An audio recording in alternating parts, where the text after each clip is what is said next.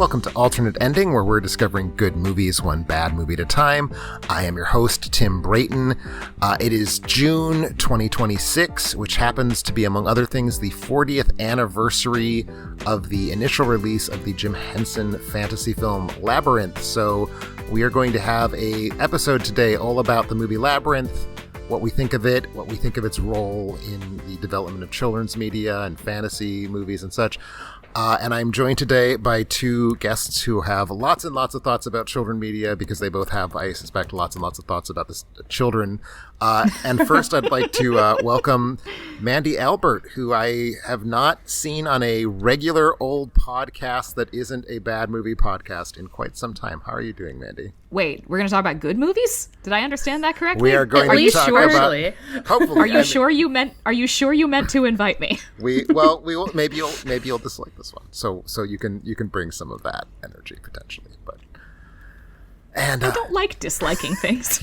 It's not fun. It actually isn't fun. I was just thinking about this, but insofar as I am currently watching media that you certainly know a thing or two about, Mandy, I'm watching Star Trek Picard for the first time, and I am most certainly not liking it, and it feels like eating garbage every day. I feel so bad. Do it. Well, you have not been sentenced by a judge to do this with your life. You are simply sentenced doing by it my conscience, who is the harshest judge of all. What? I think you need to replace your conscience. Yeah, Tim, you don't have to be a completionist about everything. Do. Absolutely do. No. Star Trek, I do. Okay, Star fair. Trek, I do. I don't think it's fair. I think No, you're it's torturing fair. yourself. It's I haven't fair. seen this. I don't know. Well, as you heard, our other guest for today is Cameron Shaw, who is actually the person who pitched this episode. So thank you, Cameron. I love this topic. I'm really, really excited to talk about this. But how are you doing today, Cameron? Pretty good. How are you? Well, as I just said, I'm all Star Trek'd up, feeling ready to die.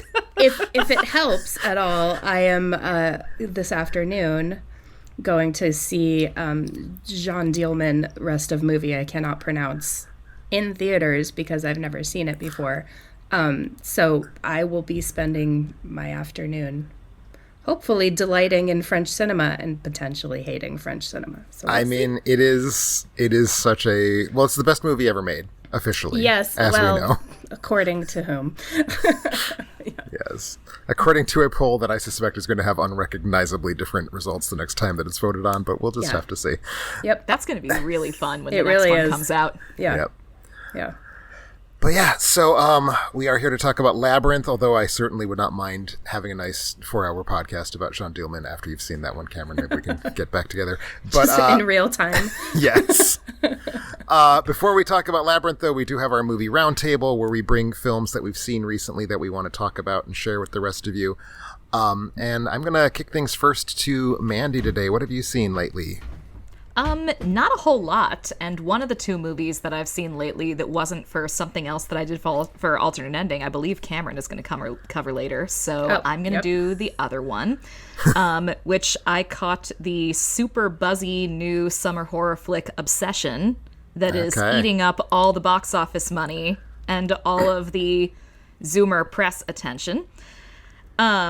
And which I dug. I really liked it. I had a really good time seeing this one in the theater. This is the first movie I've ever seen. It's the first movie you've ever seen. No, this is the second movie I've ever seen. The first one, funnily enough, I think was The Bye Bye Man, that benefited from being seen in a room full of teenagers. Okay. Because I saw it in a room full of teenagers. We were all skipping school together, is my assumption.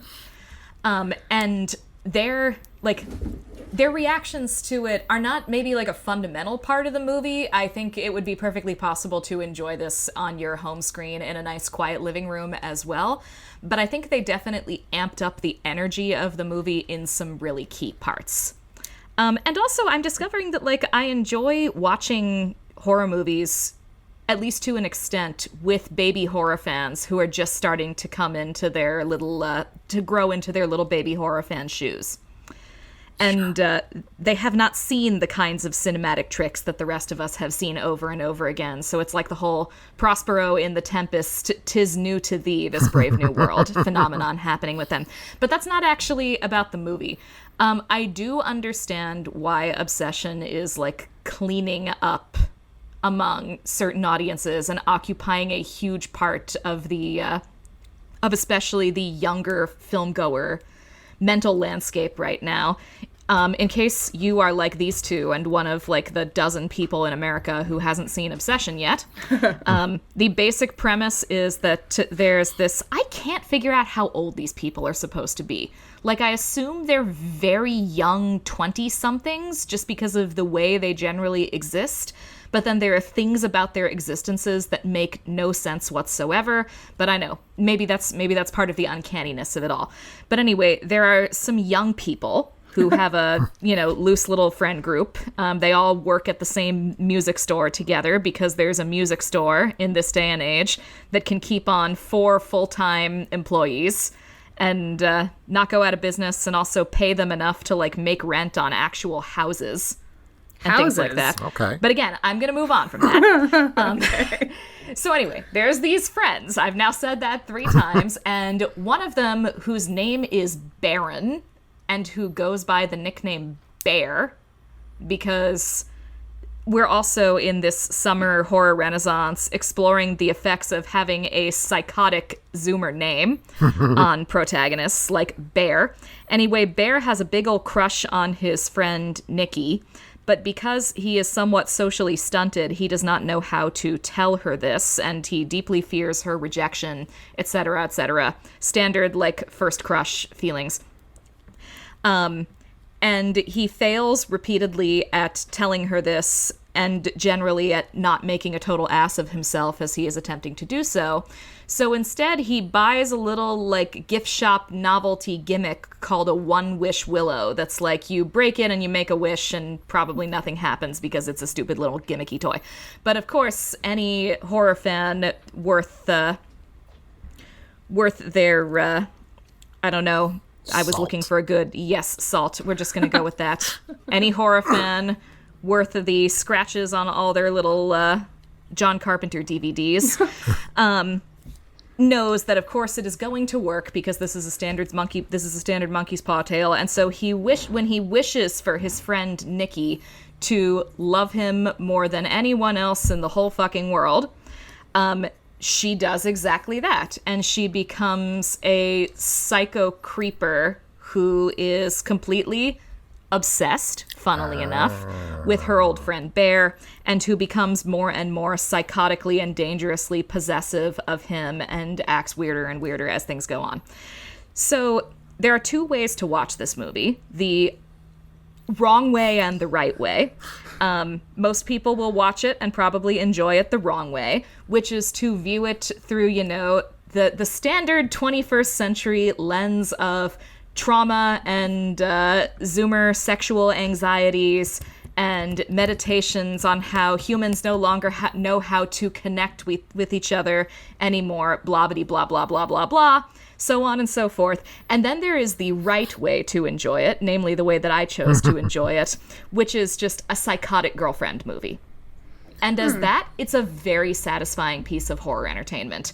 I do not care to listen to another snot-nosed horror movie have opinions on everything in today's cultural zeitgeist. We don't need more of those. But fortunately, you can ignore almost everything that it has to say about that and just focus on how it's exercising its little tricks of the trade. The actress who plays Nikki, what's her name? Indy Neva something. If I'd thought for half a second, I would have looked this up. Indy Navarrete. There we go. She's very good. She's exactly as good as all the buzzy press is saying that she is. Cool. She's one of the better, in her, wish form, she's one of the better horror movie psychos we've seen in quite a while.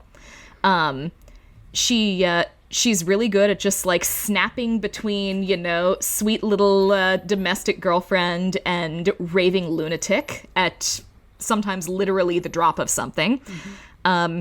She gets to move in all kinds of creepy ways. That's cool. The director, Curry Barker, who is one of these, upstart crow little YouTubers who's decided to get into feature film making. I think he has officially gotten into feature film making.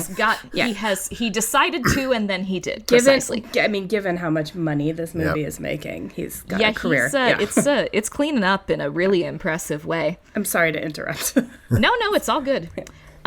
He, like a few actually of his former comedian companions, Tim, I know you don't like Zach Cregger as much as I do, but I think I have you on record as agreeing that Zach Cregger is one of the directors working today who kind of knows what a light is and how and when to turn one on and off on a film set, which puts him head and shoulders above many other filmmakers working today.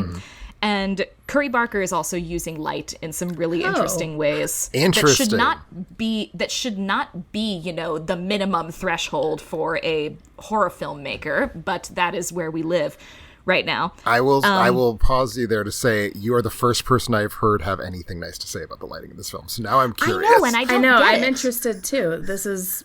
No, I don't get it. I thought the light was really neat here. Okay. Like, I thought he was being very conscious about the things that he's letting us see and also not letting us see. It's the light on Nikki's face in particular and how and when it is used that I find really interesting. I don't know. Maybe he did it on accident, and people who know a little bit more about what they're looking for can tell me why I'm wrong, but I thought they were really neat effects. Okay. There's a couple of scenes that are like done in the dark where you can't really see anything, but I didn't think you needed to see more than you could have. And I thought that the choice not to let you see a whole lot at those moments was a good atmospheric choice, rather than simply a failure to turn the lights on. Okay. So, I dug it. Tim, I don't expect you to like it as much as I did, and in fact, I'm not sure whether you will like it at all, but I'm also not certain that you will dislike it. Okay. And it's kind of nice to see a movie that I don't feel like I know what Tim's going to think of it. That does tell me that something interesting is going on here. I will say, sight unseen, the logline does not interest me, and I will mostly be going because of the just quantity of zeitgeist happening with this movie. I have been trying to decide if I'm going to try to see it in theaters, because it does feel like packed house of Zoomers is the way to go. It's still packing them in. Yeah. It's still getting like big crowds in week like 5. On a different podcast, I heard that it made $5 million on a Wednesday.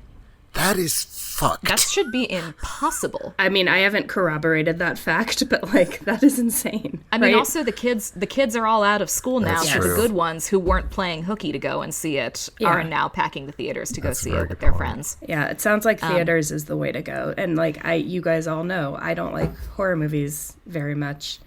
I might go see this just to be in the conversation. Yeah.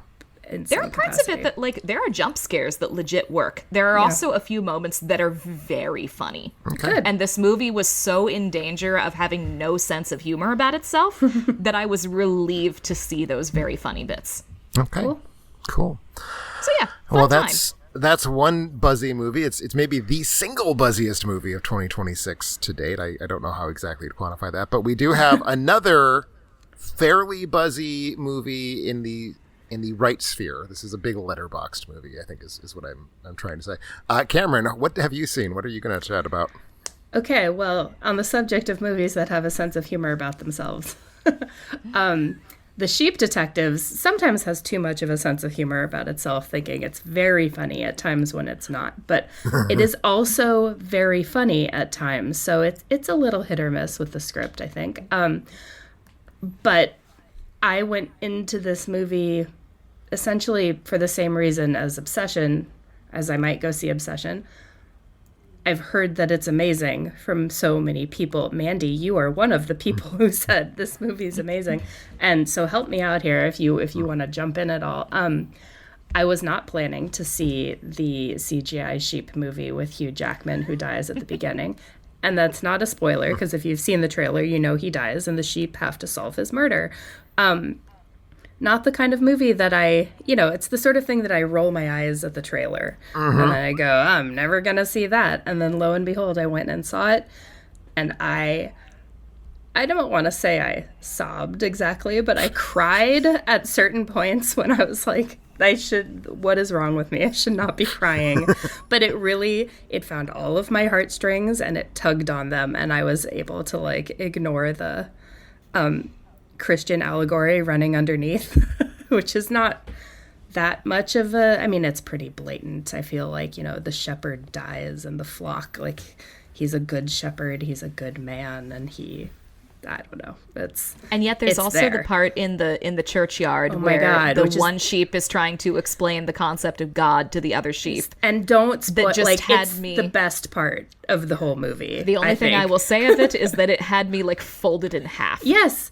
Hilarious. Like the tiny little throwaway scene where they're walking through a churchyard is like the funniest thing I've seen in a theater in months, certainly months, if not years. Okay. Yeah. And so I'm not going to go on and on about it. I feel like a lot of people have seen it. It's been out for quite a while. CGI really impressed me, which I also was not expecting. And the cast is great. Emma Thompson shows up. I don't think I had clocked that she was in it. And it's my friend and I, we went to see it, figured out who did it. Not too hard, but like it's still a decent murder mystery. And especially if you bring kids, it is probably the kind of murder mystery that they would really latch onto and not be able to solve the murder immediately because they're not as exposed, again, to this stuff as we all are. So, yeah. Yeah, that was going to be one of my questions. It's unclear to me, but I think you just answered it. Is this a children's movie, or is this just like a movie about talking sheep? But it sounds like it is potentially a children's movie. This is a family movie, okay. Like in the old school definition of family movie. Like it was not made for children, it was not made for adults, it was made for families. Yeah, and I feel like the closest analog, and it's not just because it's farm animals, is Babe. That's the other question I was going to ask. If I'm going into this expecting it to scratch any part of the itch that Babe scratches, will I be let down? And it sounds like the answer is no. Well, maybe. I mean, it's not as good as Babe. Babe is a very few stone-cold movies are as good as Babe. But it's also, I would say, a cut above Babe to Pig in the City. Okay. So, I am pro Babe too. So those are big words for me to hear. Yeah, I'm curious about this one. This one I feel very content to just wait until it gets to streaming. But I am curious. So I took my 5-year-old to see it, and we both had a great time. And I was actually a little surprised that he enjoyed it as much as he did, because he's in this weird phase where he only wants to watch animated movies. Mm-hmm. But he also loves going to the movie theater, so that was kind of that was how I talked him into it. Okay. But he had a really good time. I had a really good time. A lot of it went over his head, but he just enjoyed, the talking sheep and the fun story. And yeah, I also cried at the Talking Sheep movie and also felt a little bit of in the moment shame about it. Yeah. And was like, well, when you win, you win. I mean, there's one sheep character that's just like, I don't know. He reminds me, I think it's a he, reminds me of my kitten and the how tiny and sad he looks all the time. It's just like, and it's a family movie. Everything turns out fine. But there was a moment where I was like, why doesn't anybody love the tiny sheep? Oh. I couldn't handle it. I'm getting sad now thinking about it. Okay. It's fine. It's to fine. To me, that is the best kind of tearjerker, is the kind that you can make yourself sad just thinking about it. Yeah. So that actually does. That might be the single thing that has gotten me most excited for this movie. Great. Is you getting so sad messed right up, now. Tim. Thanks. I'm so glad that I could do that for you. Thank you. Well, my contribution to the roundtable is going to be a Patreon request. And, Mandy, if your child likes animated movies, maybe you should consider seeing these. On the subject of buzzy films from 2026, I have here a pair of Canadian cartoons from the turn of the 1960s, both of them directed by Ryan Larkin. The first is Walking from 1968. The second is Street Musique from 1972. Walking I've actually seen before. It was a nominee for the Academy Award for Best Animated Short Film. Street Musique I had not seen. These come courtesy of Patreon David G. And I will say first, it it actually makes a ton of sense to put these two films together. I don't know Larkin's work very well. He doesn't have a terribly long filmography, but it's a very highly regarded filmography. And I'm certainly someone who's like very interested in Canadian animated shorts. The super quick version of the history, Canada has this amazing company's not the word because it's a government organization, but the National Film Board, NFB, which basically makes documentary films and animated shorts and does both of those things extraordinarily well. So these are both NFB films. And as I said, it makes sense to put them together because they're both kind of about you can't have improvisational animation. That's not a thing. Like, animation is extremely labor intensive, but they feel improvised. Like, they feel very just kind of in the moment, grasping onto cool things about movement. I mean, Walking's title is Walking. So like, it's telling us right there, this is going to be a short film about sort of how movement works. Street Music is very much the same way. And both I think are also very much about, animating as a companion to music. Like they're both fairly musical or music forward shorts. And in both cases, seeing how the movement of the character animation works with the music is really contributing that. So that's, I think it makes a ton of sense to put these two films together for several reasons. But I will briefly talk about them individually. So Walking, which is the earlier film, the one I watched first, the one I'd seen before, is very much a movement study. It's basically, let's think of how different people walk. And there's this kind of very, very brief gesture at the start of the film. It's about 5 minutes long, where we see like still drawings, like very detailed caricatures of different kinds of people just hanging out on the street. And that mode goes away very quickly, but it does continue to be about like how different kinds of people move. And that manifests both in different kinds of people being drawn, but also different ways of drawing. So like there are some sequences here where we're watching like very, very detailed nude studies of like a boy and then a sort of younger woman. There's a point where we're just seeing like watercolor blobs kind of moving and shimmying down the road. There's a couple points where we see like some kind of loose line drawings. There's a couple places where we see very realistic figure drawings. So just a lot of different ways of doing this. And the thing that kind of ties it all together is what I'm fairly sure is rotoscoped, but we see someone walking towards the camera viewed from like a very like skewed up angle. So like their top half looks very bulbous and their legs look very spindly and skinny. And we see them just kind of moving forward. But we only see them as a negative silhouette. So like the space around them has been drawn with this kind of black fuzziness. And then the space where they actually are is just an empty hole that's in the shape of a human walking. So it's mostly just like thinking about how different people walk and how that's interesting and visually kind of stimulating. I admire it quite a lot. I will say that I don't really like the experience of watching it. I kind of get a little bored with it, honestly. Which does have a lot to do. I don't like the score. It has a very like funky jazzy score by David Fraser, Pat Patterson, and Christopher Nutter. I don't know who any of these people are. I don't know if they're musicians by trade. I don't know if they're just film score composers.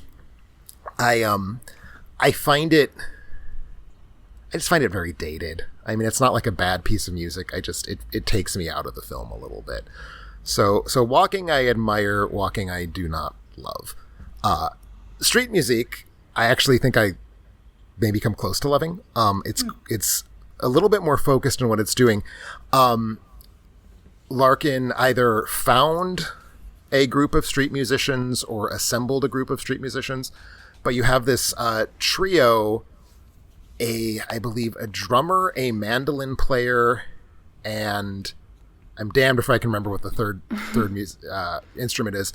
But you have these like very quirky trio of street musicians. We see them at the very beginning and the very end of the film in black and white footage that's been sped up. I assume it was shot at like 18 frames per second and is being projected at 24. And they're playing their music. It's very bouncy and weird and cute. And then that kind of transitions into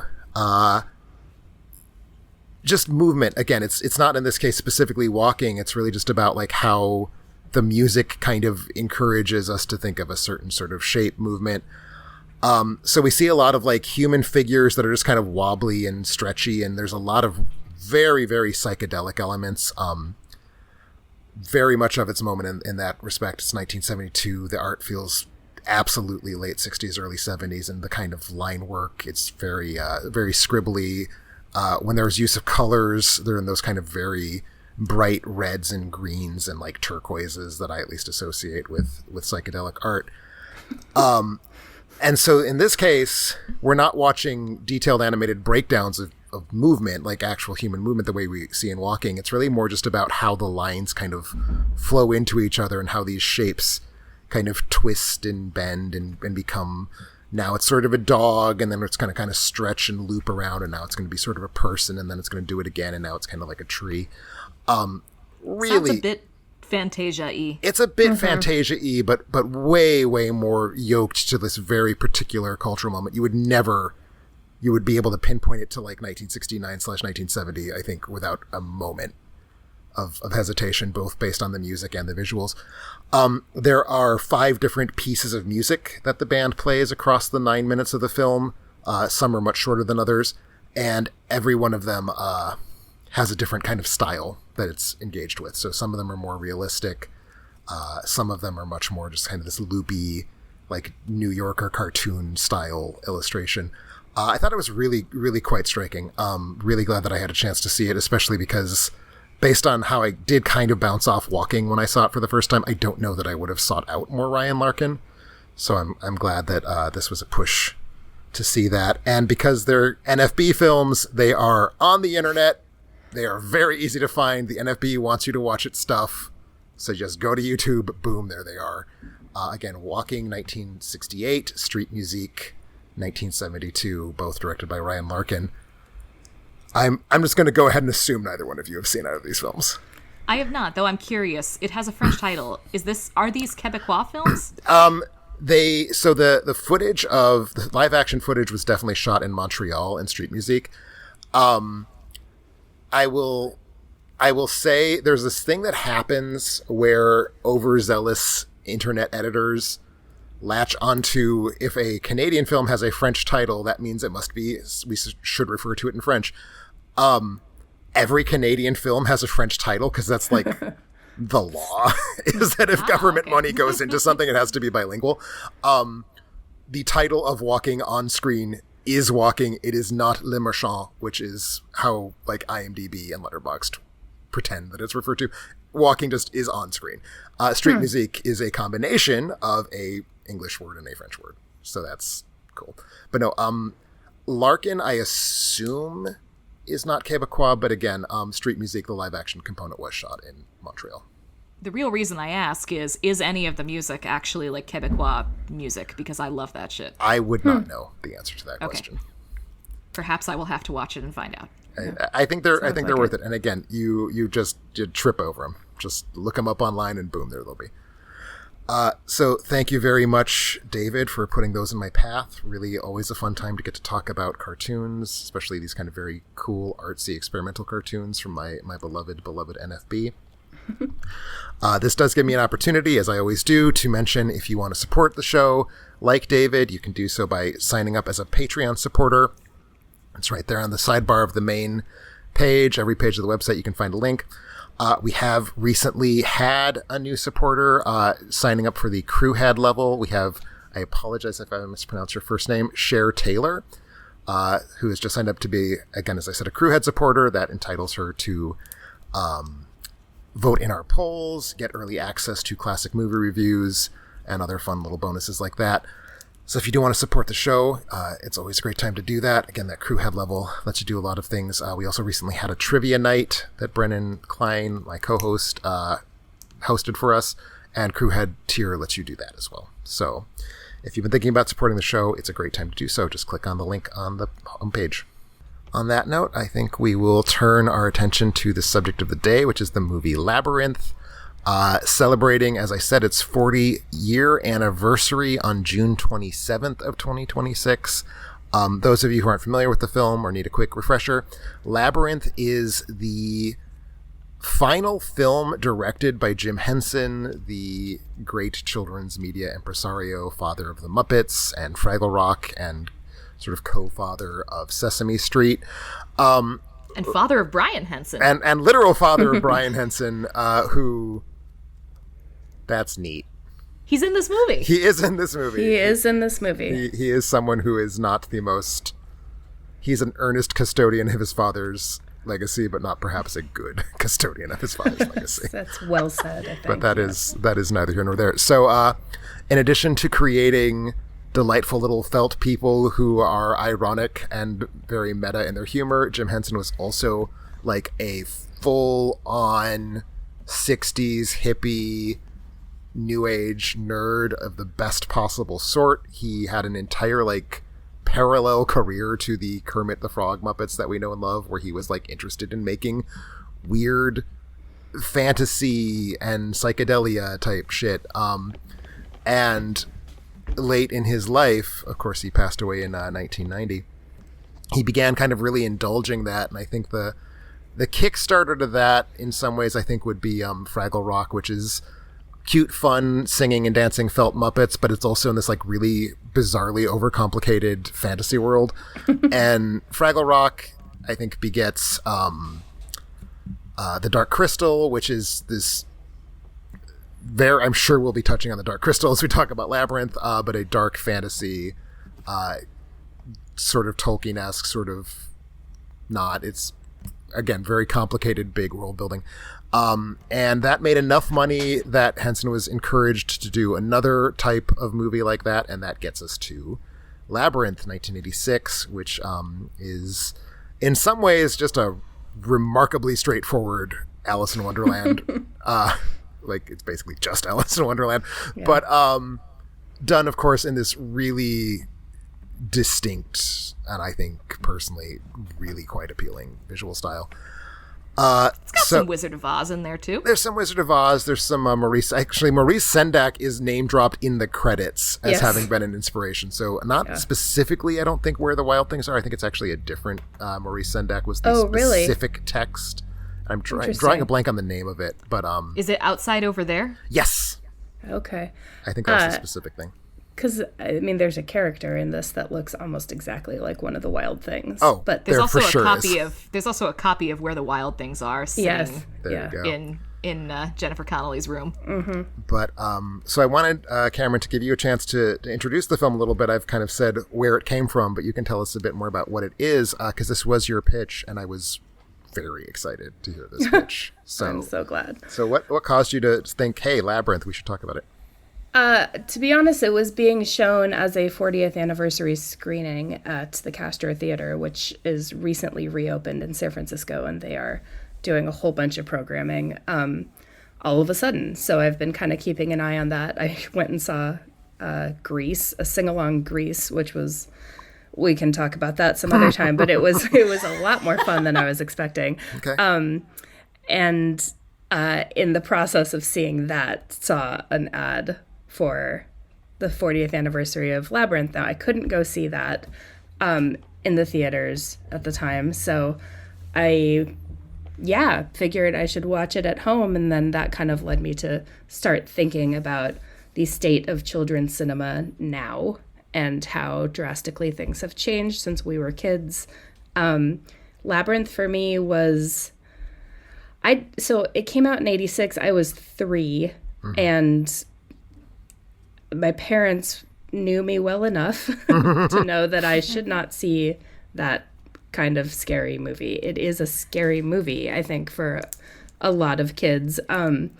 And so I don't think I saw it until I was probably 7 or 8, like indefinitely on VHS. So I didn't really engage with it as a young child, but of course the Muppets were already part of my life with Sesame Street, Muppet Babies, Fraggle Rock. I dabbled in Fraggle Rock because we didn't always have, was it HBO Fraggle Rock? It was HBO, yeah. Yeah. We would kind of get that sporadically in the like, try this out sort of cable package that they had back in the 80s and 90s, and then it would go away. So I was very familiar with Muppets, and I had seen Dark Crystal already when I saw Labyrinth, and at the time did not really like Dark Crystal as much. Nowadays, I feel like they're pretty equal in my esteem. But Labyrinth I liked a lot more, and it was kind of more musical, fun fantasy than Dark Crystal is. This is a controversial opinion in the world. I think Jennifer Connelly is a terrible actress. And if that's a controversial opinion, I don't want to be uncontroversial. Okay, great. I'm happy to hear you say that, because, God, she grates on me. But I think she's fine. What? I think she's fine. She's, yeah, I don't know. She bothers me in many, many films. I can't say all of them. This movie, I feel like it's sort of 50-50. She's okay in part of it. And I feel like she was cast because she's beautiful. I will stand behind what I put in my full review of the film, which was 10 years ago, not intentionally as a 30th anniversary. It was actually a oh no, we lost David Bowie review. Oh, yeah. But I think she is not very good at character creation or making me emotionally invest in her character, but I think she is outstanding at acting against a bunch of hand puppets and making them feel like people. And that is a crucial skill for a Muppet actor to be able to do, I think.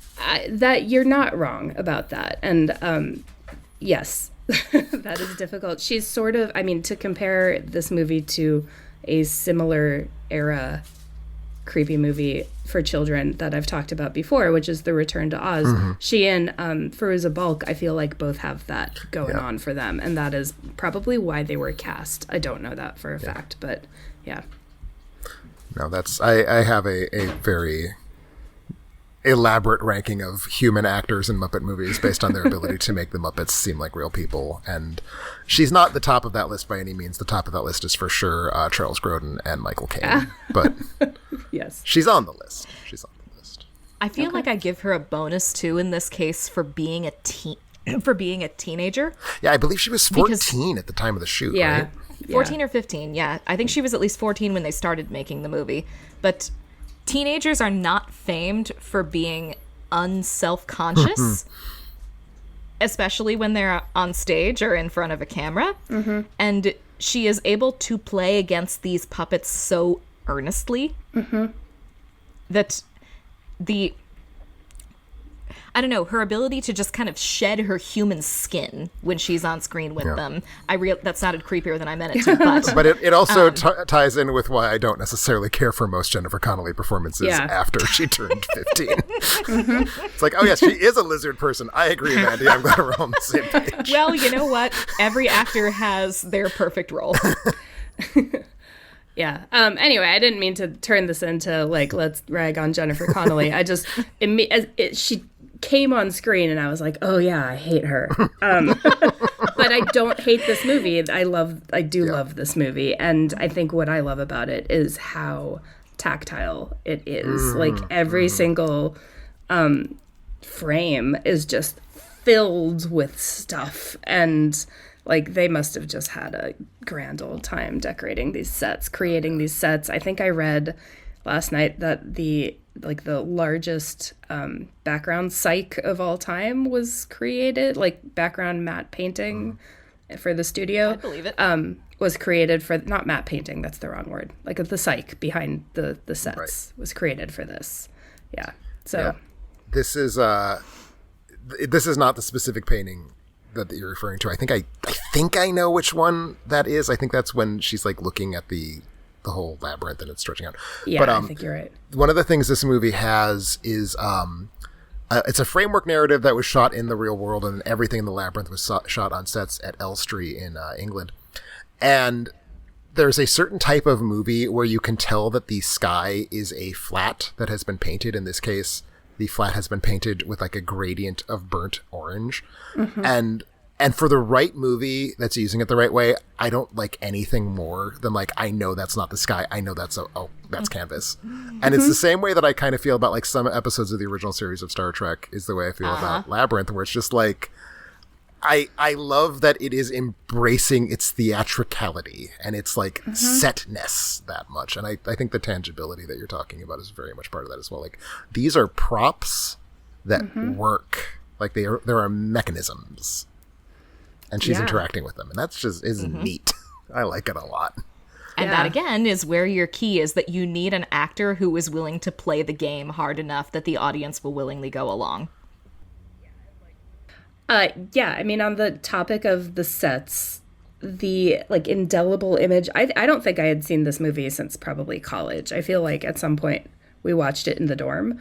I don't know if that's, by the dorm, I mean the dorm that Tim and I lived in. And the indelible image from childhood that sticks with me is Sarah, the main character, falling down the pit with all the hands. Oh, yes. And that's like, I mean, it scared me. But I was, like I said, when I saw this, I was old enough to know that, like, these are Muppets. This is not actually scary. But that scene, it's very, like, Cocteau's Beauty and the Beast with the candles that are being held by hands, and then the arms move as you walk down the hallway. Like that, I don't know, something about disembodied hands really sticks with me whenever I see it in a movie. Like sets that have holes for people to stick their hands through and all you can see are the hands, is low-key one of the great cinematic images. Like, it gets used a lot, almost always, of course, as an homage to Cocteau, but like, it just always works. It always works. I agree. And got a little bit of a Snow White in the Woods feel to it as well. I can absolutely see that. I don't know why, because there are no hands in the Snow White in the Woods. It feels scene. like tree roots. But there is just like looking, there is a lot of just like looking around you and seeing things that mean you harm or could mean you harm everywhere. Yeah. No, I do think, though, setting aside the hands specifically, that the film is very good at being scary-ish in that it's not like horror, and there's not like many things that are specifically frightening, especially if you're watching it as an adult, but there's this constant sense of like, this is not a place you want to be, and everything seems really creepy and wrong, and it just keeps manifesting in so many ways, and occasionally it bursts out in things like the hand corridor, or the ways it manifests is in David Bowie's pants. Well, oh my God, David Bowie's pants are. This is a different topic. This is its own topic.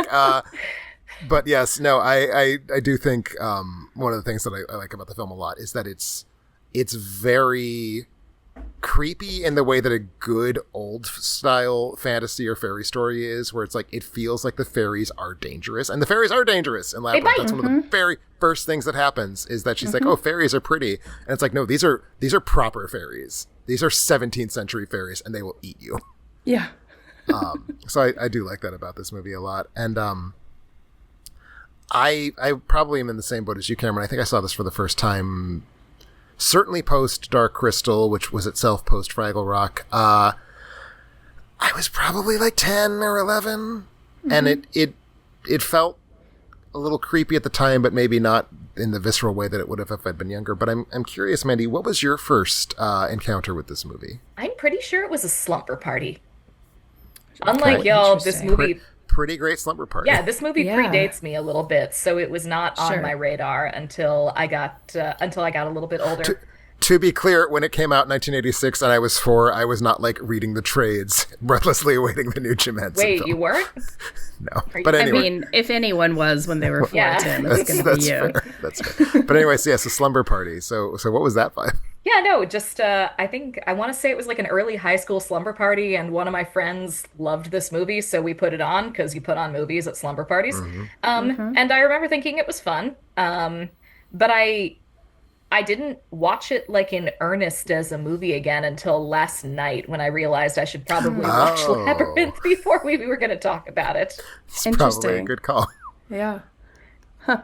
Well, then I feel like I very much want your kind of overall thoughts as someone who's basically encountered it fresh as an adult. Yeah, kinda. So it's, we've talked about The Wizard of Oz and we've talked about Snow White, and those seem to me to be some of its best points of comparison because I'm gonna steal this blatantly from hi Kitty. I'm gonna steal this blatantly from my husband because he's not in the room.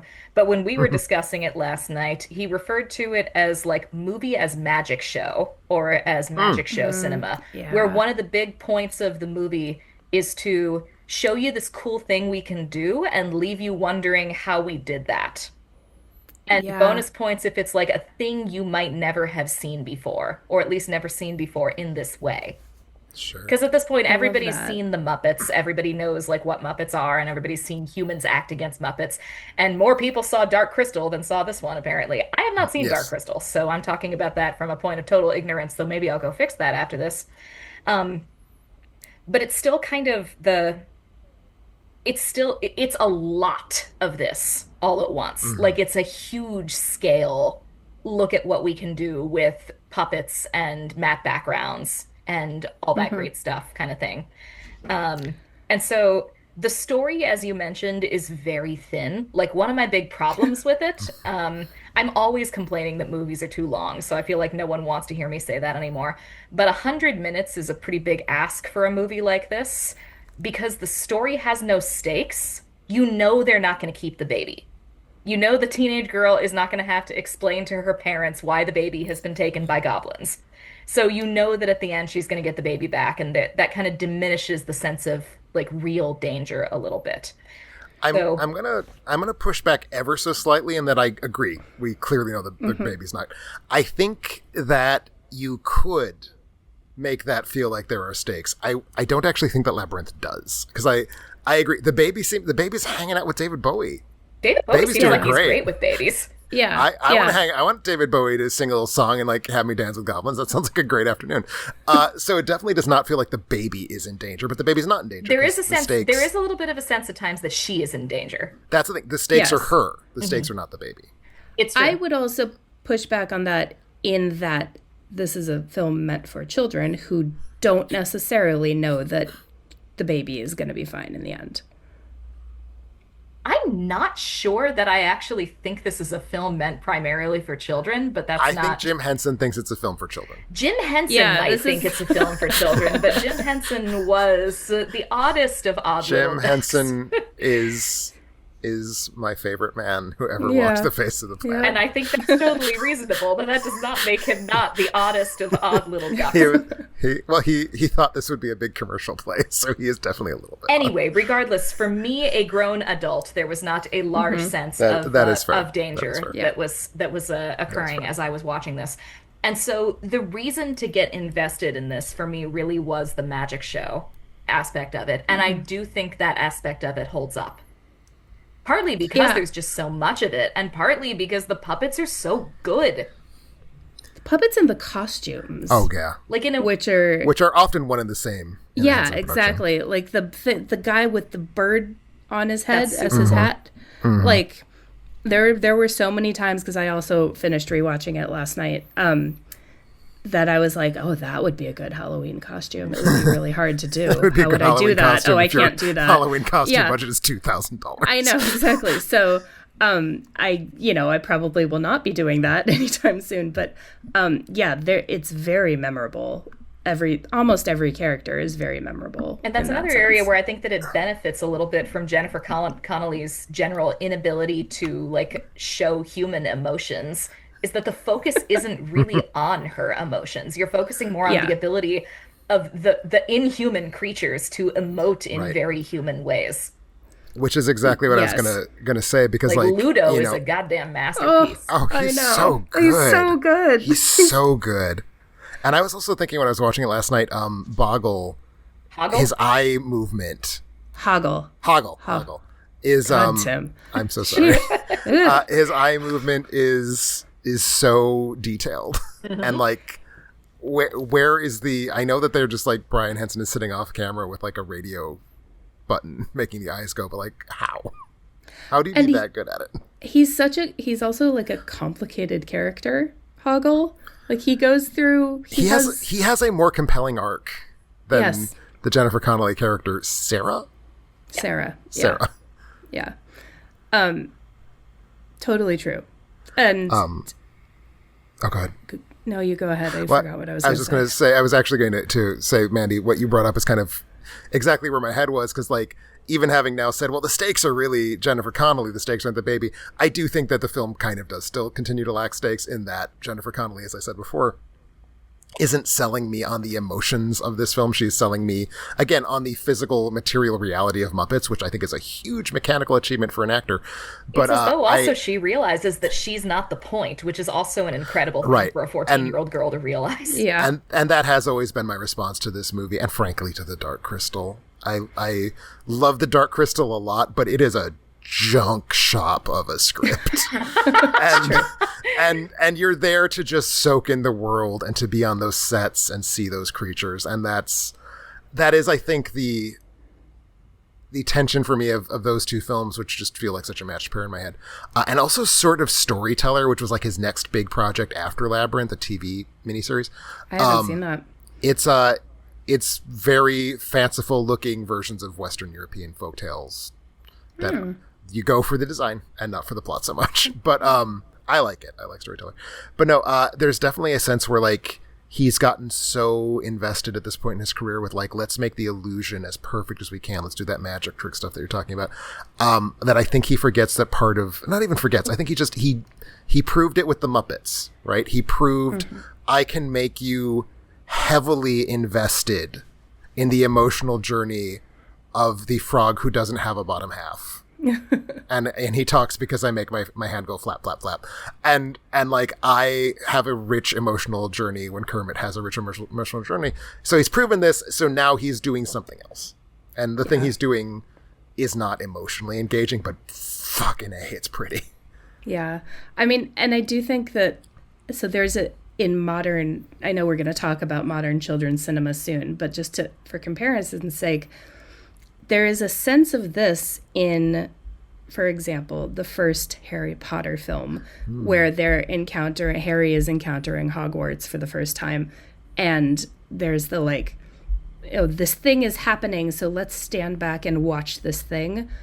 But as I will detail later, the problem is that what they're watching in that instance is CGI and they're not actually engaging with anything. So those movies feel like the entire movie grounds to a halt when we have to like look at the picture that's moving on the wall, or the staircases that are moving, whatever it is, whatever wonder we are experiencing in Hogwarts. The whole movie stops for us to watch it for a minute and then it starts again. Whereas with this, it's incorporated into the movie. I do also, go ahead, Tim. Okay, Guy, I'll cede you the chair in a second here, but I just really want to say one of the things Jim Henson cared about so much, it goes all the way back to The Muppet Show. He really wanted the backgrounds to be engaging. And like one of the things that he did was he would encourage the people who are just puppeteering, like the third Muppet from the left. He wanted them to try and upstage Piggy and Gonzo and Fozzie. Like he really wanted that sense of like every character on this set has a full story and a full personality. And I think that's what you're seeing is this world is every detail of it has to be telling us a story. But I'm sorry, man. It works so well during stuff like the Goblin Dance Party too. With the Harry Potter films though too, I swear those kids got worse at acting against things that aren't there as they got older. Maybe because they became self-conscious teenagers and also actors who loved themselves. The thing that strikes me in particular is Emma Watson is so specifically bad at doing that in the live action Beauty and the Beast. And like, you've been doing this since you were like 9. Why are you just the worst person in the world at pretending that the candlestick Yeah, but when is you there? were 9 and the director was like, okay, look over there and pretend that there's like a flying horse, the 9-year-old is like, wow, flying horse. Whereas the teenager is like, I'm a serious actor. Yeah, that's part of it. You're not wrong. Also Beauty and the Beast is just Incredible. godforsaken. Yeah. So then and now? She's also not a teenager by that point. She's like 27 when she's shooting that film. Yeah. Just no excuse. Yeah. But yeah, I do think we should talk about branching into what else is going on in children's media that has foreclosed on the possibility of Labyrinths and where was Labyrinth in 86 anyway. But before we move on, Does anyone have any other thoughts about just the movie as a movie that they want to share? Because I will say, I love this movie very much. It is very important to me, as all Jim Henson joints are, because again, he's my dad. But you're about to diss my favorite scene in the movie, aren't you? We'll see. I don't think so. You're about to diss Chili Down, aren't you? Chili Down. Here's the thing about Chili Down. I have an extremely strong reaction to it, and that's what art is for. Is for making you have extremely strong reactions. And the fact that my reaction is profoundly negative does not make it not a reaction. No, what I was going to say is, to the point of this being a 101 minute long movie, and should it be? No.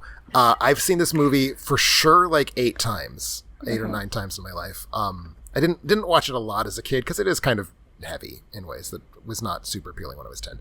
But I think without exception, every time I rewatch it, when they get to that scene, when they get to like the Goblin Village and they are under siege and they like get into the house and like the house is being besieged, I am completely flabbergasted because I have totally forgotten any part of that scene or that set or anything, which I think speaks to the amount of momentum the film is carrying as it's like rattling through its last third, where it's just like, you have given us enough.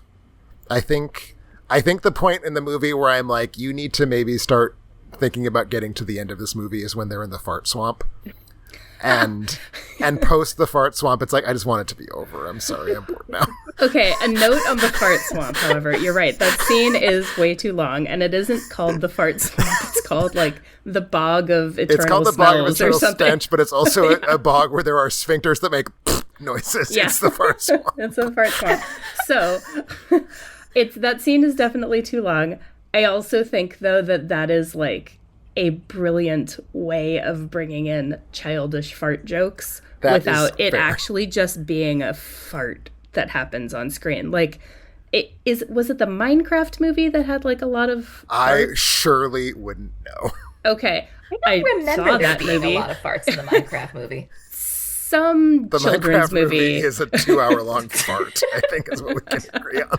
Some children's movie I've seen recently with children there was a lot of farting just for the sake of farting. Maybe it was a Minions movie. I don't really know. It could also been a Minions, but it was probably Minecraft. That feels like the speed Minecraft wants to operate. Yeah, I mean, and Jack Black's in it. Like, let's be honest. Anyway, the fart swamp felt like, okay, we know that this makes kids laugh, but it's also incorporated into the world a little bit. That is very legitimate. Yeah, and a very fair defense of the scene.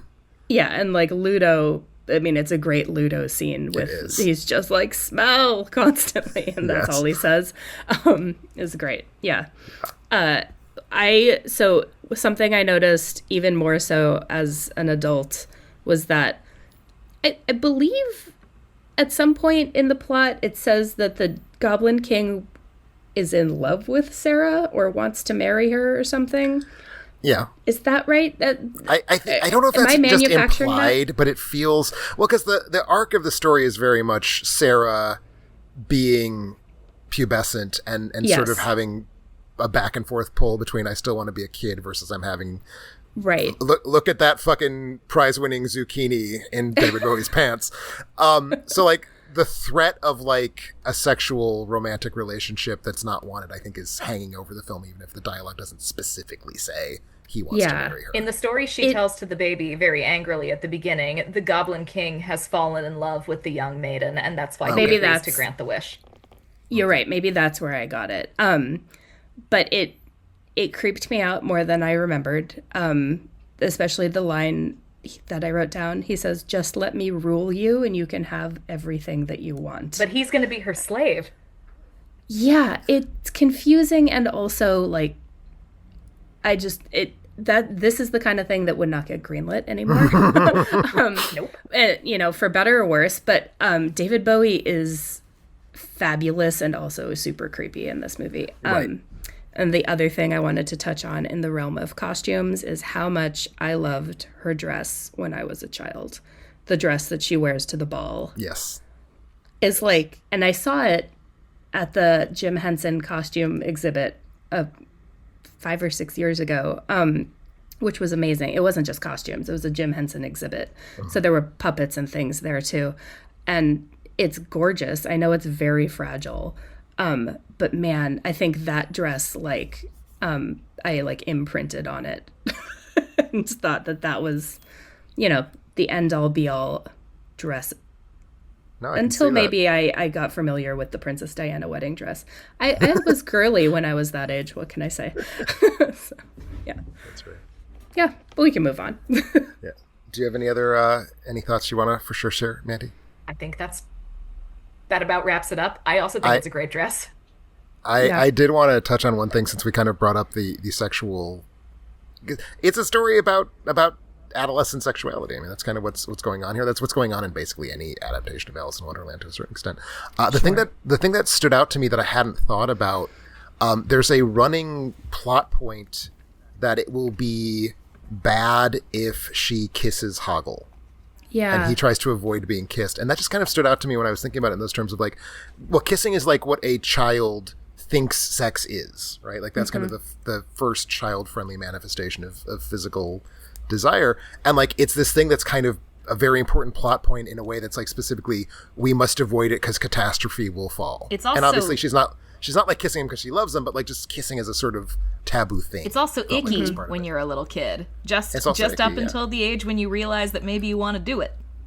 Right, and that's the thing. This is a movie about that uncomfortable period of transition between kisses are icky to what is David Bowie wearing down there. Yeah, I don't think I noticed that at all when I was a kid. I don't think you do. I think that's very much what you do when you're 44 and you're born. Yeah. And you're like, why are we still in the fart swamp? I mean David Bowie's codpiece. Oh, no, I get that. I didn't notice that. Like, that went way over my head that as a little kid. Is fair. Well, because he's a goblin, so you don't know what's going on there, but golly Moses. Yeah. Also, I think when you're younger, it's just a part of the whole, and yes, I do realize what I'm saying, David Bowie package at that moment. Hey! That is excellent point. David Bowie was very much in the zeitgeist when this movie came out. And then when you're older and David Bowie is just kind of an institution in your brain, you're free to think about the different parts of the package. Hey. Anyway, so we should probably children's move on. entertainment. Yeah, so we should talk a little bit. I think one thing that would be worth kind of touching on at least a little bit, and Cameron, you've already brought up, I think the last podcast you were on, you talked about Return to Oz. Return to Oz, yeah. So there's this, I think, because I was a kid at the time, so I was like in the heart of it. There's this super cool moment in the 80s when it's like children's entertainment should be fucked up and it should be scary and it should have effects and it should be post Star Wars. And you will be unsurprised to learn, enjoyed children's media that made me feel like I was going to shit myself from fright. So I am pro this moment, but what do we think we can say about like the moment of children's media that produces Labyrinth, this mid 80s? Again, Star Wars has happened, so everybody's trying to like shove visual effects into everything. But I don't know. What do you guys have sort of feelings about the state of children's media as it stood in '86, and then we can talk about how it's evolved since then. Funnily enough, my own child has started watching the Gummy Bears show because it is available. Gummy Bears and Labyrinth feels like they're in dialogue. It does a little bit, yeah. And Teddy Ruxpin, for some reason, I kept thinking about Teddy Ruxpin when I was watching it. Like, remember him? He was terrifying. Do you remember him? I never had a Teddy Ruxpin. I found him scary as hell. He was scary as hell. It was very, like, Gremlins-y. I don't. Anyway, I have not been. Go ahead. Sorry. Well, no. If you have a thought, you're continuing the Gummy Bears thought. I have not been paying a ton of attention to Gummy Bears as he's been watching it, but when I have checked in, I have definitely had the thought of, I feel like this is a children's show that respects you, my child. It has unreasonably dense lore. Indeed. For a weekly children's cartoon. Indeed.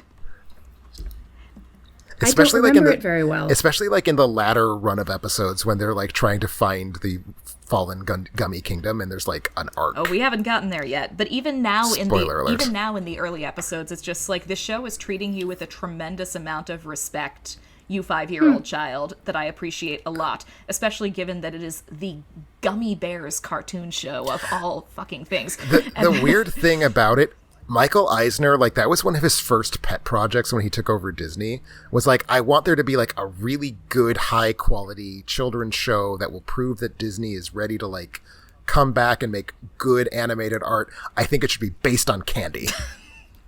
I see this. He was real invested in gummy I bears. see this a little bit in dialogue with the Black Cauldron too. Now that you mention it, as they like the clearly apology were, like, for Black Cauldron. They were almost. rifling through the rejected character designs for the Black Cauldron.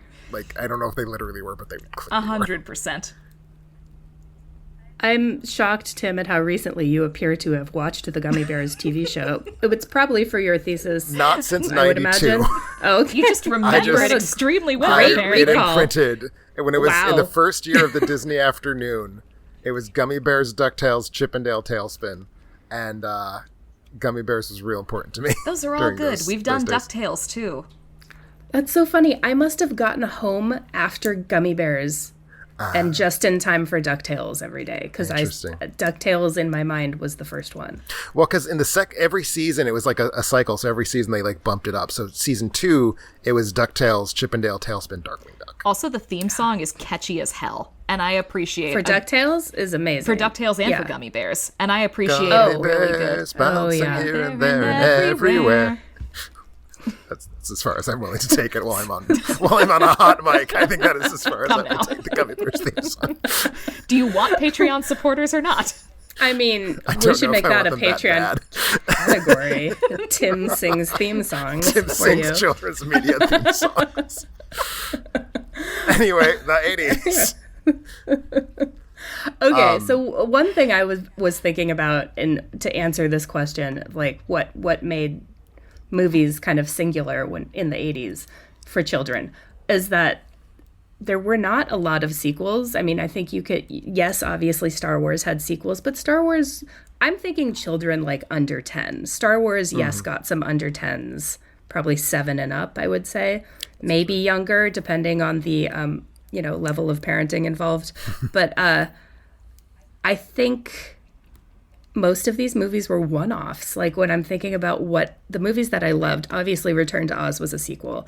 But then like your Princess Bride, Labyrinth, gosh, now I'm completely blanking on things, but there was no like design on continuing a world.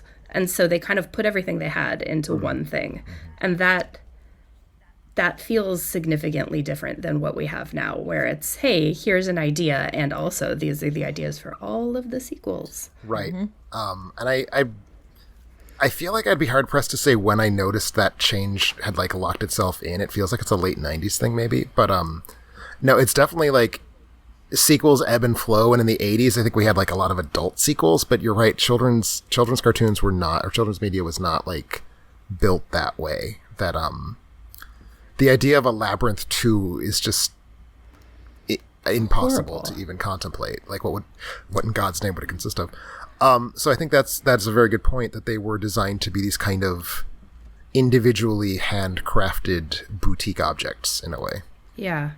And I'm glad you mentioned Princess Bride, because that is very much something. I saw the Princess Bride earlier and more often than Labyrinth, but they slot in very close to each other. Mm-hmm. Like the fire swamps sequence from Princess Bride very much feels like something that would just comfortably live in Labyrinth. Yeah, I mean, I definitely preferred Princess Bride because it was more romantic, and I've been a romantic since birth. I'm also just going to say I think Princess Bride has better characters and a better story. Oh, and definitely a better script. Like, the script is amazing for the Princess Bride, but it sort of has a similar, like, tongue-in-cheek feel to the comedy of it. Maybe, I mean, it's much more heavy-handed tongue-in-cheek in the Princess Bride, but I think Princess Bride is also a really interesting example of like how much we trusted children, because it's a family movie, right? Like it's definitely a family movie, but like it is not a family movie that in any way feels like it is pulling its punches or trying to shield the children in the audience. It's just not including content that would be inappropriate, but it's like the content that it includes, it's being very sincere about. It's being very honest about like sort of exploring what's happening there. And the torture chamber scene in that movie kind of messed me up a little bit. Not as much as like the the things we've talked about in Labyrinth, but we don't actively try to mess kids up anymore, and it's a symptom of the decay in our culture.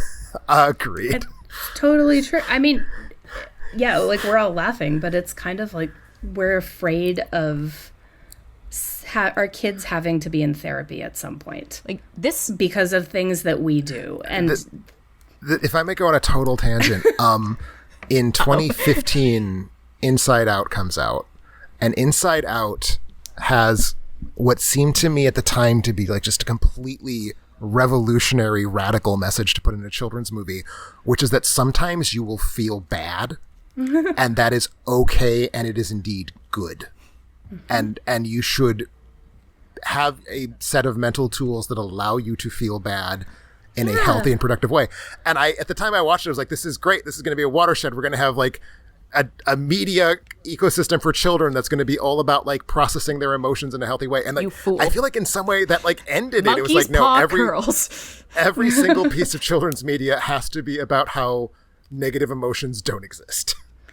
Yeah, they're I mean, just from a like child development perspective, they need to learn to sit with disappointment and sadness, and a canned one-off movie where things do end up okay in the end is really the best way for that to happen, so that, you know, because we don't really want that to happen in their lives. Right. Disappointment, maybe, but sad, like true sadness of like potentially losing your baby brother to the goblins, like that sort of thing.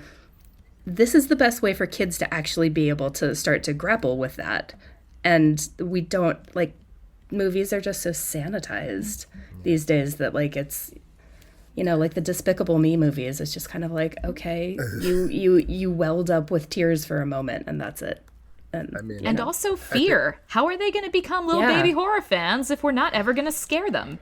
Well, that's the point I was going to make. Like, you know, I'm obviously a horror consumer these days, and like I would love when I was watching movies when I was 7, 8, 9 years old, movies that had a moment that like I was really freaked out by, like the Snakes and Raiders of the Lost Ark, or I mean, again, things in this very movie. I was really excited to watch those things because I would get to be scared, and my sort of overall theory of horror is you get to have a really negative emotional experience, but it's like in a laboratory, basically. Like it's a safe place. You will get to process what this feels like, and therefore you will be better equipped to process it again when you aren't in the safe place. It's like riding a roller coaster where like you feel you feel like you're about to die, but it's the safest thing you're going to do that year. And I sought out those experiences when I was 7 years old. Like I cherished them, and I feel like, do children even have the like ability to seek out those experiences unless they're watching 50-year-old media? A little bit on streaming, which is great. I appreciate streaming very much for this reason, because it means that I can have my 5-year-old child watch something like Gummy Bears. When he gets a little bit older, you both would have been too old for this show when it was on. But there was a children's show in the mid-90s called Are You Afraid of the Dark? That was basically... Oh, no, we were all over that. Wait, I mean, I was a little old for that, but I think that's clearly like junior high.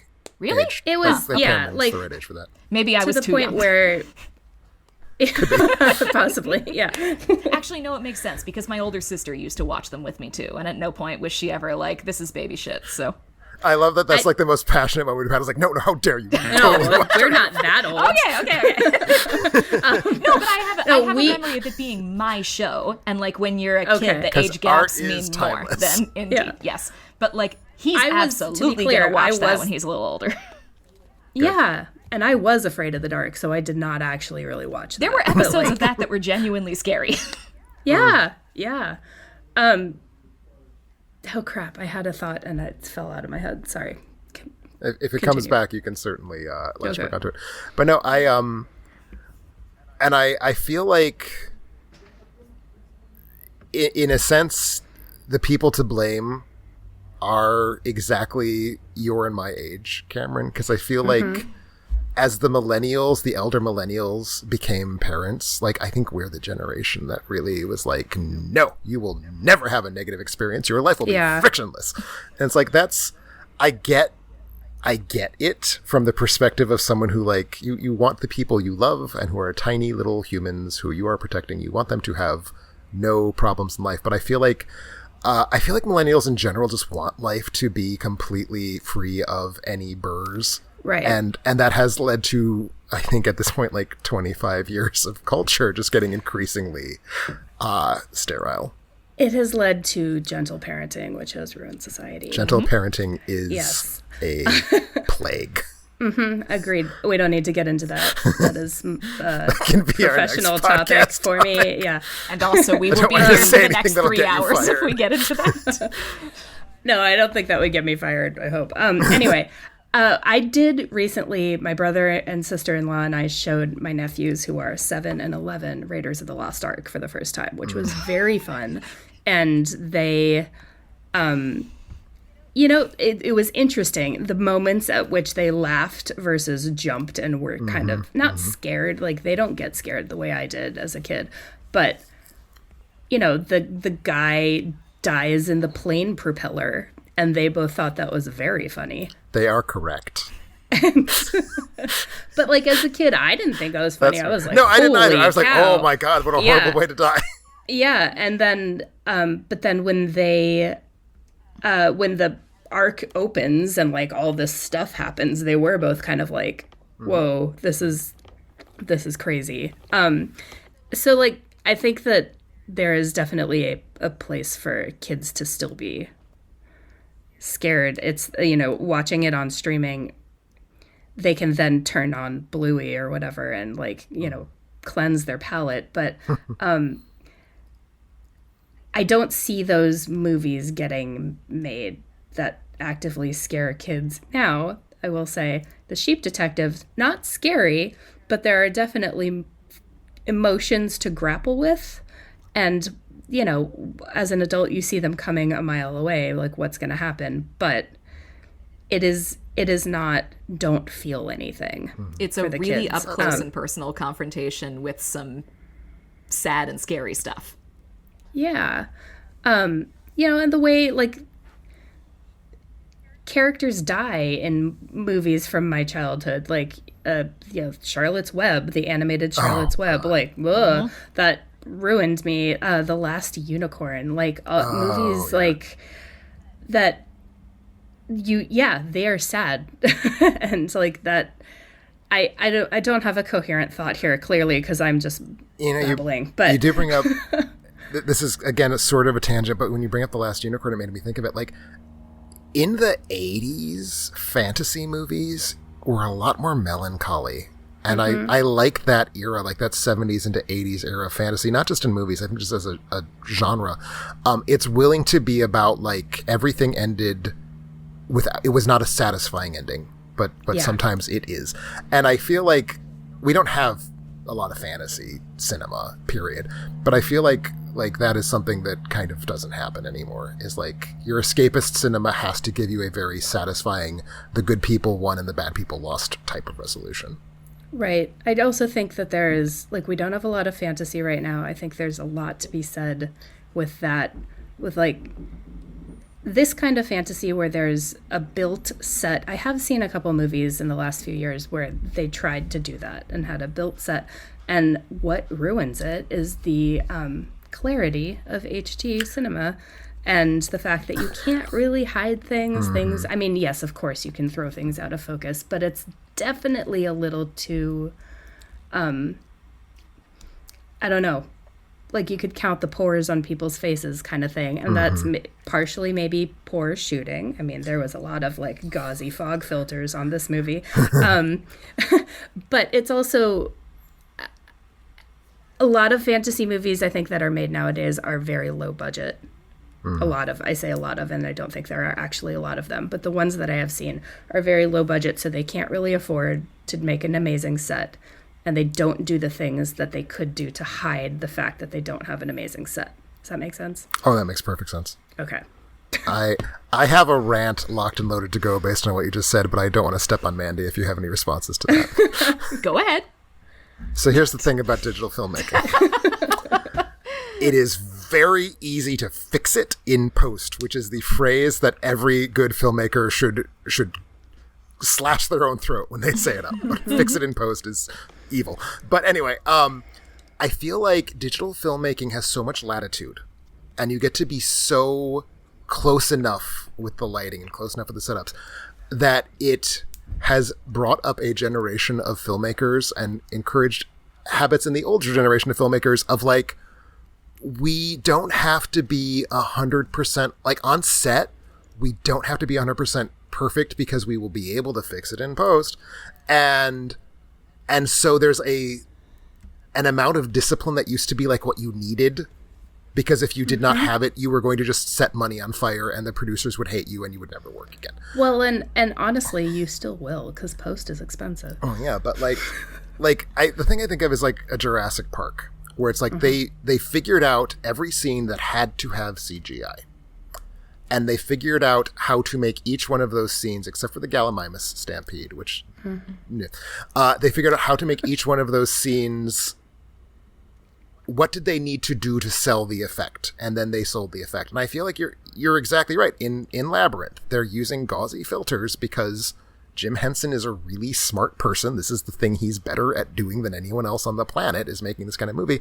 And he's like, what will sell this effect is if we do this. So let us build the aesthetic around it doing this. And I feel like that level of, we need to have the consequences of the choices we're making on set in mind when we're making the choices. I just don't think that's part of filmmaking culture anymore, or at least not to the degree it needs to be. I mean, this is the grand trade-off of history, though. Technology gets better, and it makes everybody's life easier, and it also makes you lazy and weak in a way that you weren't before. Frankly, yes. Yeah. But yeah. I mean, you're probably closer to a film. T-shirt. You're probably closer to a film set than I am at this point, Cameron. So maybe I'm just being grumpy old man yells at cloud. But I mean, I haven't shot a narrative film in a long time. I've been dabbling in. But like Socrates was correct that like written language ruined everybody's memory to a certain extent. Yeah. It always happens. That trade-off is always there. And the only way you can't make it not there. You can just be aware of it and be one of the people who tries to like stave off its bad effects a little bit. Yeah. I will say my other thing, you kind of touched on this when you're talking about the Harry Potters. And this is also Old Man Yells at Cloud. I'm fine. I'm an old man. I'm 44 years old these days. Yell away. CGI looks super cool, but it looks like CGI. And practical effects look like somebody was in there with a socket wrench and a hot glue gun and they made it. And even when it's not convincing, I'm doing air quotes, listeners, when it's not convincing, you still feel like the Henson Creature Shop built that. And they built it so that it would work. And I think that has an X factor. It I don't want to say it has like the spirit of the workshop, but I think you feel that when you're looking at it. Like you can feel that there's like a tangibility. We use that word texture. before. There's texture to the sets, which you do not get in CGI'd sets. Like, I don't care how much you program texture in, it doesn't actually exist. So yeah, and I think that's something that's going to keep the kind of children's media that we loved in the 80s. Like, you don't get that because it's not the cost-effective, time-effective way to make movies anymore, and so you're not going to have those sets, and you're not going to have props that actually do a thing. The thing that for some reason is like latching in my brain right now is the scene where they're in the sewer, and we see that like big circular wall of knives coming towards them. And they're able to duck into a corner. They like shove down a door and they can get out. And the thing goes by them and you see that it's like a little crew on a tricycle and the tricycle has like a big spinning. That's so cool to me. And like, that's something that only makes sense if it's physical. Yeah. I don't know. No, I agree. I get crabby about digital filmmaking. I do too. I'm very get off my lawn about it. Like, another movie that I loved as a kid that I meant to mention earlier is the original Willy Wonka and the Chocolate Factory. And that scene kind of evokes a little bit of the like steamroller in the TV room. Oh, for sure. Another movie where part of the point of it is to screw kids up. Scary. Yes. Oh, absolutely. Well, Roald Dahl on the whole was sort of intending to screw kids Willy up. Wonka, I just learned this. Yeah. I just learned this like a week ago. Willy Wonka and the Chocolate Factory is the only G-rated film to show an unsimulated animal death on screen.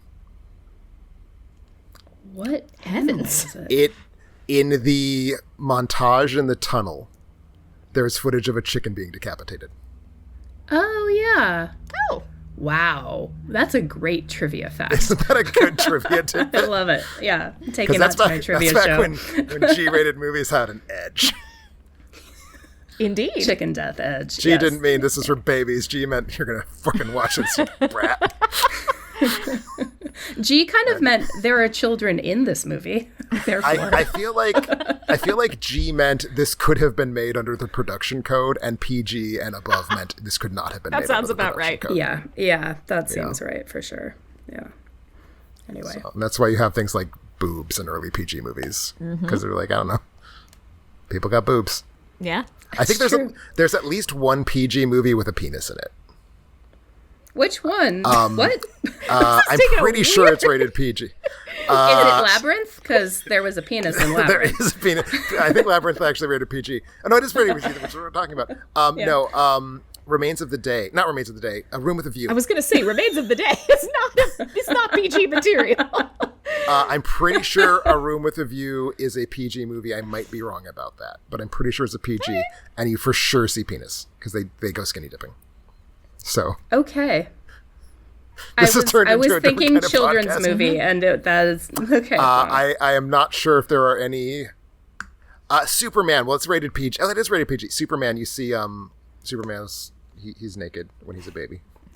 I do appreciate for the, G-rated romp through Eternal Damnation, 1996 Disney, The Hunchback of Notre Dame. Apparently one of the notes that they got from the MPAA was that they needed to make Esmeralda's clothes when Frollo is fantasizing about her in the fire more defined, so that it did not look like he was actually fantasizing about a naked lady. A naked lady. That's interesting. The thing that's interesting to me about that movie is apparently the directors went to the executives and like, we're going to make the first PG movie. Is that okay? The first PG animated Disney movie. And they were like, for this story, it's okay. And then they ended up getting And then the MPAA was like, oh, it's Disney, G. It's a cartoon. Here you go. Yeah. I don't think we really have time to go into this, but I did mean to mention something about how the He-Man movie is coming out next weekend. And there's also a difference, I think, in how much children's cinema these days is based on, pre-existing toys and IP and things that, like, where He-Man was sort of not the start of that exactly, but it was like He-Man, I don't know. I think the toys existed first, and then there was the TV show. Yeah. And so, like, there's something in that, and I'm not enough of a children's cinema scholar to really speak intelligently on it. But I also realized, even though I was immediately like, that movie actually is now open, and it made so little money that it doesn't feel like it's open yet, which tells us Indeed. Okay, then. something about that movie's. I kind of want to see it. I kind of want to see it, but I also feel like it's not for children. Children don't care about He-Man. No. I don't know. No. Alas. But yeah, no, that movie's bombing. So you should see it fast if you want to see it in theaters. I noted. I might. Yeah. There are a few little, like, bright spots of hope in the children's entertainment landscape. We probably should end on that. I was about to take us out. I was like, no, let's end on a happy note. some little bright spots of hope. And actually, one of them I would say is Bluey.